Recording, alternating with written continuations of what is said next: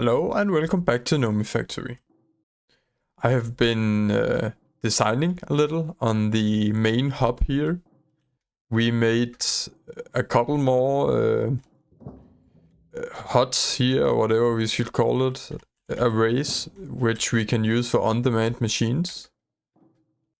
I haven't decided yet what goes there. There might not go anything, but hopefully we will get to a higher technology tier and it will become relevant to have those in there. I have set up the world on a server now, so it will keep running when I'm not playing. That's a big bonus for a lot of processes, like DML can keep going while we're gone, and the blast furnaces can keep going. A lot of slow processes can keep going while we are gone, so that we get a lot of resources. This oil setup is very slow, but we are getting the liquids that we need. I think the goal for today should be revamping the DML setup yet again and giving it a permanent spot. And then getting rid of all these machines here. None of them are working anymore. This setup is working. This is a main setup for polyethylene. The low voltage stuff we aren't using anymore. Clean room we can tear down. This is still our main setup for circuit boards, but we could probably move it. It's just a little inconvenient. We could also just mine out this and then just replacing it with a floor that looks like all of this. I'm not decided on that yet, but I think that's what I will start with, and then we can keep going with something else. Is this running? Or it just doesn't look like it's running, but I think it is running. Yeah, it is. This isn't.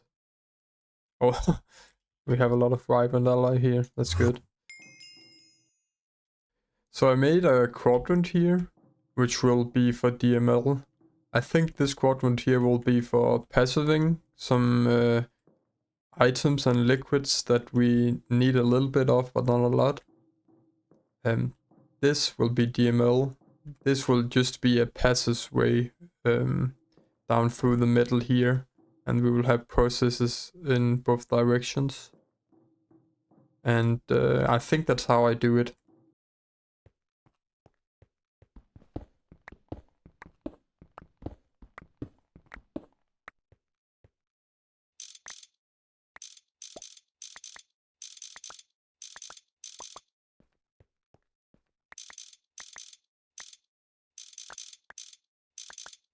I think I want a row of simulation chambers like this.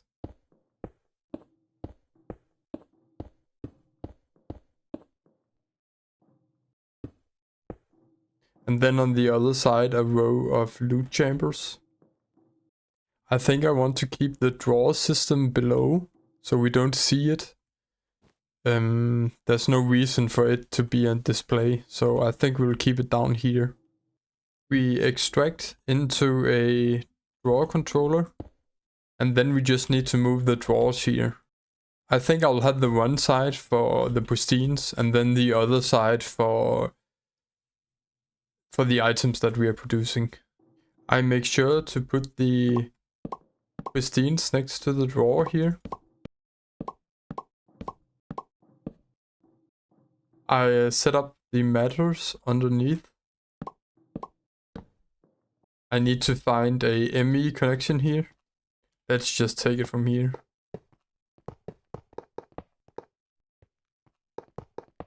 So I did some rearranging here because I was not happy with how it looked. And I think we're going to set up the simulation chambers like this. And we go for kind of same design as this over here. Just here instead, and not all these slopes and stuff, just a wall. And I saved the connections from the other setup so that we can just conduit probe it, and it should be easy to set up.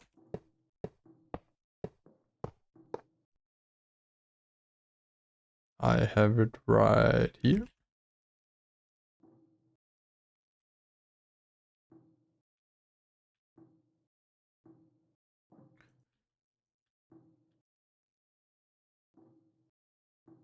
Like so. This conduit probe has two options. One where you can check how much is stored in the cables. They have like a buffer, and you can see that's going up, so that means we are gaining power. The other option you get to by shift scrolling, which is a copy paste gadget for conduits. So you shift right click to copy and you paste by right clicking. This is how our DML setup is coming along. At the moment we just need to put in some modules and then finish off the structure. The thing is, it's becoming kind of inconvenient to make all this without flight, so I will see if I can't work on some jetpack of some sorts until we get creative flight. If we are going the Ender IO route, the highest we can get is energetic jetpack, because the vibrant jetpack here on the surface looks easy. It's just some vibrant alloy and this compressed capacitor. But these thrusters need prescient crystals, which requires the soul binder. And that is gated behind extended crafting, which we will be able to do soon. But this tungsten steel plate is a bit out of our reach at the moment. We need tungsten for that, and I haven't found a way to do that yet. For the jetpack, we need some leather, but that you can actually acquire by first and foremost turning off the magnet, and then dropping some rotten flesh in front of this reconstructor here, pressing on the button, and that will give you some leather. It looks like we have everything to craft it up, so I'll just start the craft and see if it finishes. Okay, the craft went by surprisingly quickly, but we have a jetpack here. Not sure if it charges when it's in the spot. Oh, it does. So we actually have infinite fuel for this, basically, because of this 0-point power module, which has, is it 2 trillion EU in it? And you times that by 4, that's the amount of RF it has. That's actually crazy find. It has said 211 hours remaining since I found it, and that's like a month ago. We extract the pristines here directly from the controller and put it into a tower here, which contains the loot fabricators. We need to filter all the inserts here again, like we did the other place. That's just work that I do off camera because it's not very interesting. I can show you the first one. Let's say we insert on blue, extract from the storage drawer on the same. Then we say shulker pristine, goes in, and we extract on purple. Let's say we do it like that. Then we go down here, set this to extract on blue. And then this should be getting the pristines. It is getting them, and then we say it extracts diamonds. And then we need to set up a draw system down here for the loot, like we did for the pristines. It will probably go here, like a controller here and then a wall here. so that we can keep track of it. So I set up a storage drawer controller here, and I moved over the diamonds from the old setup over to here. And I made sure to put on this storage box first so that our ME system has access to these diamonds here. Remember that the diamonds is the fuel for all these numismatic dynamos, which powers all of our base. We literally have no other power source. We had those steam dynamos, but I took those out of use for a long time ago. I crafted up our first hydrofluoric acid in this chemical reactor here and put it in a bucket. It's a quest in the mid-game here, and it opens up the quest for elemental reduction fluid. This we will need in order to get the thermal elemental data model, which gives us all the thermal monster drops. Let's see here. It gives us a lot of useful drops, but especially these blitz, basalts, and bliss rods, which we are going to need for various things in the future. The elemental reduction fluid is made with some hydrofluoric acid and some pulsating dust. Together with some endstone dust, this elemental reduction fluid can be crafted into blitz powder, sorry. And we need some of this to be able to craft the, I think it's aerotheum dust. That's difficult to say. Which we can use to craft into the models here. The saltpeter we need for this dust here, I bought it with some Nomi coins. The saltpeter over here. We will be able to get that from the pristine once it's leveled up enough. I think we'll make like 4 models for now. Should be enough to supply us with the different things we need. We had a bit of a power loss here. The thing that happened is that I forgot that we were extracting directly from the drawer system and not from an interface here into the numismatic dynamos. So I replaced it with an interface and this ender chest here, and if we need to, we can always restart it with some diamonds down there and put it into the numismatic dynamos, and it should spring to life, but that was a bit of an oopsie. I crafted up 4 of these thermal elemental data models, and we can only afford to place in 3 of them, because then we reach the limit of 20 simulation chambers, and our pulsating polymer clay setup here is only made to be able to do 20 simulation chambers here. But I think I will make a module more of these so that we can make 40 simulation chambers run. I think that is the next thing we will focus on, because we will need so much of this clay here. It's a never-ending battle between having enough of this and using it and having it, and so we'll figure something out.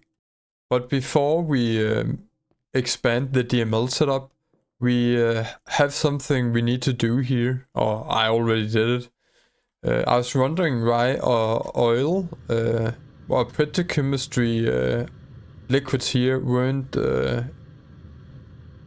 going up in numbers, and that's because the fluid drilling rig that I had here had extracted all the oil in this area here. So I moved it over to there. I could reach it with my staff, yeah. And now it's going on and getting us more oil. The same problem we had, or still have, with the salt water. It isn't pumping more salt water because there's not more salt water to pump. So that we will need to fix as well. So I found a area here with it's all salt water, so that it won't drill up anything it's not supposed to drill up. And I'll build a fluid drilling rig here so that we can keep the chlorine process going. And we also get hydrogen from that. There we go. Now that is fixed. We just need to chunk load the area so that it will keep running. And we can go back to the base. I don't think I went over how I did the pulsating polymer clay module last time. So I will show you how I did it this time. I make a space in the middle here so that we make a module like this one. And I pull a insteel wire up. Let's see, this high. Then I place the advanced electric furnace here. The alloy smelter here. Electrolyzer here. And one of the chemical reactors here. The other chemical reactor we want under the alloy smelter so that we can extract clay directly up into it. And that will be fine. We need to do that with a robot arm with a filter so that it doesn't fill up with clay. For the water, I extracted from a ME interface earlier, but now we have this infinite water cover that we can put on the machine, and it will fill up with water very quickly. So we'll use that instead. Over at the forge hammers under here, I can show you. The forge hammers here, we have a dust line and a sand line. The sand just goes over to the multi-smelter and gets turned into glass. The dust here we need to make clay. If we go under here, we can see that the dust is extracted on red here, so we will need to insert on red in the chemical reactor over here. Sorry. So we take an item conduit and insert on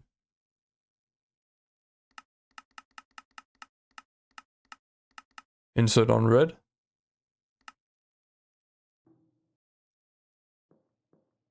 Then we pull it over here.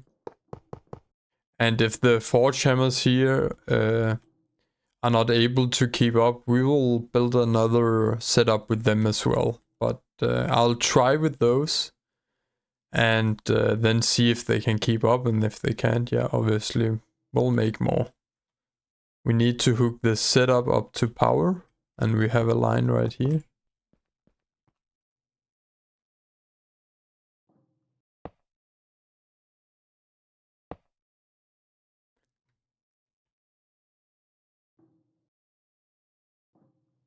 And we place this the wrong place, we'll just move it.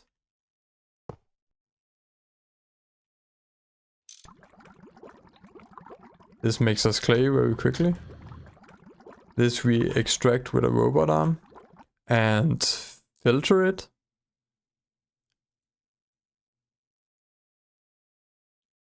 To a stack of clay here. It's keep exact a stack of clay, and it exports it. And it shouldn't export more than one stack here. That's the clay part done. That was the easy part. Then we need glass from the multi-smelter here. And that's extracted on black. We will just pull the line from there over here. And let's see, the electrolyzer here we will insert on black. Yes, and it's inserting, and we will set this to round robin.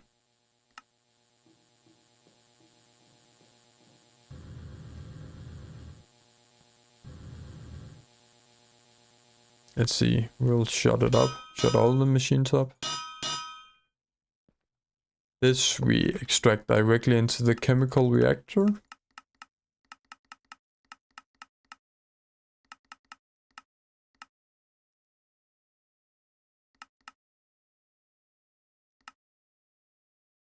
under this chemical reactor, we will need a extractor,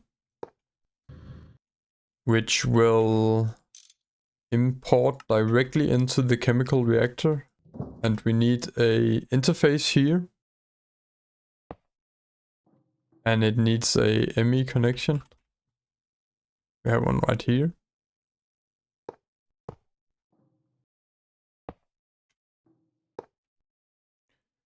This we need ender pearls from.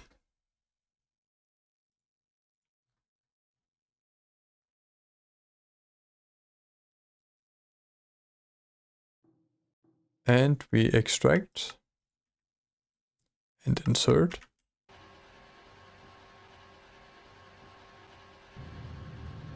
Now this is making us resonant clathrates. Those we need to smelt.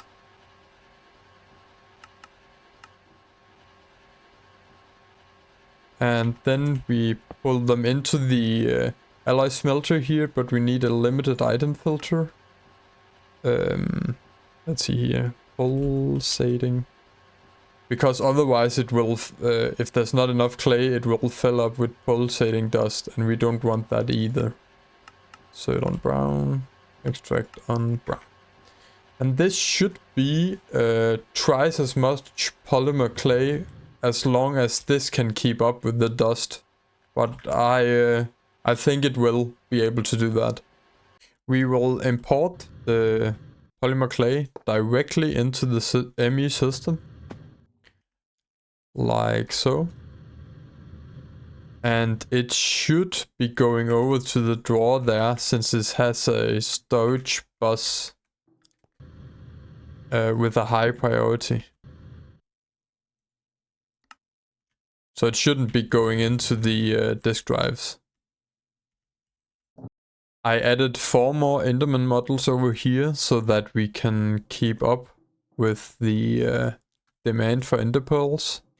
We only actually need 6 Enderman models to be able to supply the other, let's say, 34 chambers, because you one Enderman model on self-aware level can supply 6 other simulation chambers, and we have 40, or we can supply 40 with the pulsating polymer clay setup we have, which equates to about 6 Enderman models for the whole setup.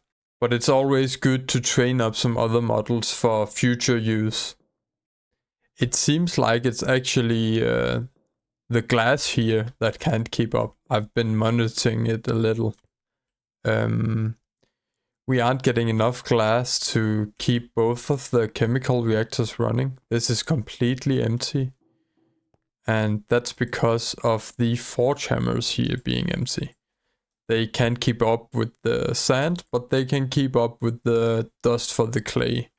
So we will need to do something about that, and I think it's just adding 2 more forge hammers here and another cobblestone generator.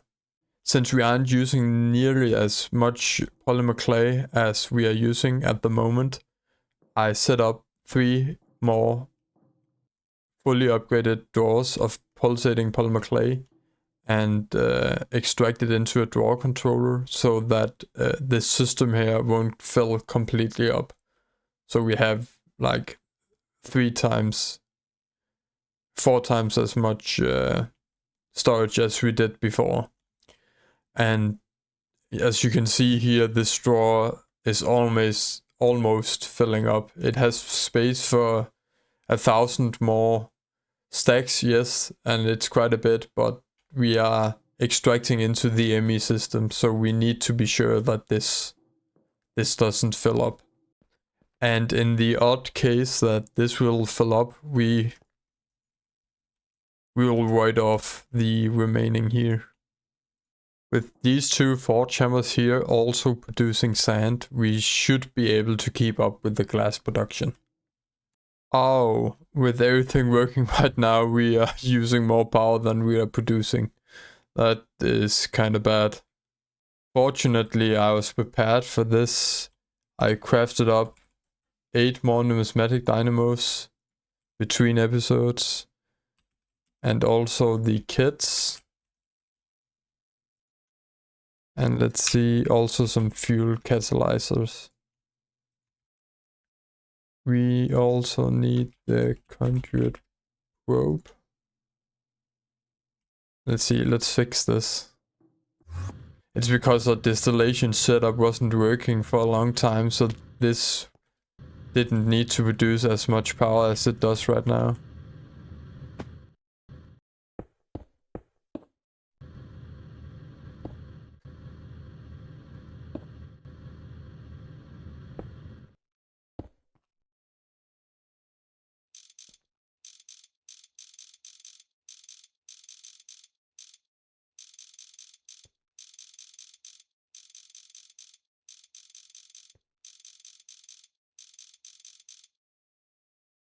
Okay, I think this is crisis averted.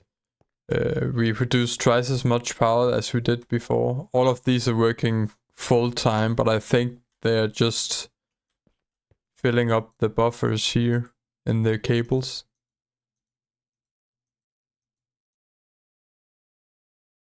Yeah, as you can see, it's filling up buffers again. So our machines should be working. They were starving for power.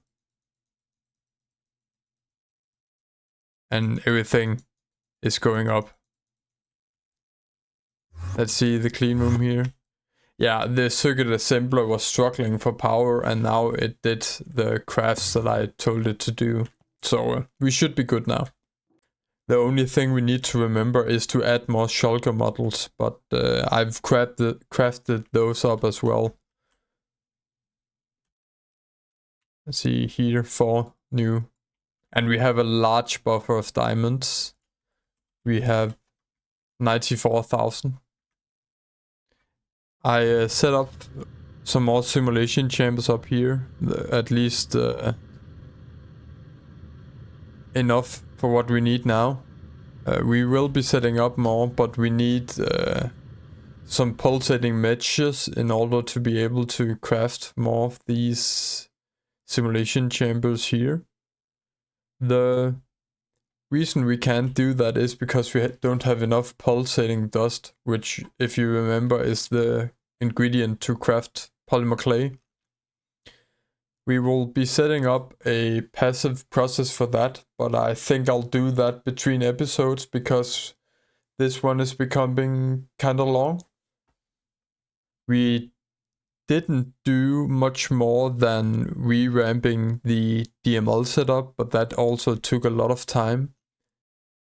We also moved our 2 fluid drilling rigs we have so that we could keep on cracking oil over here and electrolyze salt water over there to keep processes going.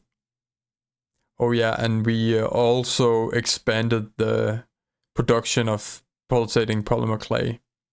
Oh yeah, and we also upgraded our power system so that we can keep the factory running.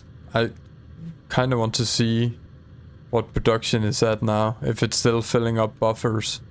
Nah, it's down to, look here, it's down to almost half of what we used.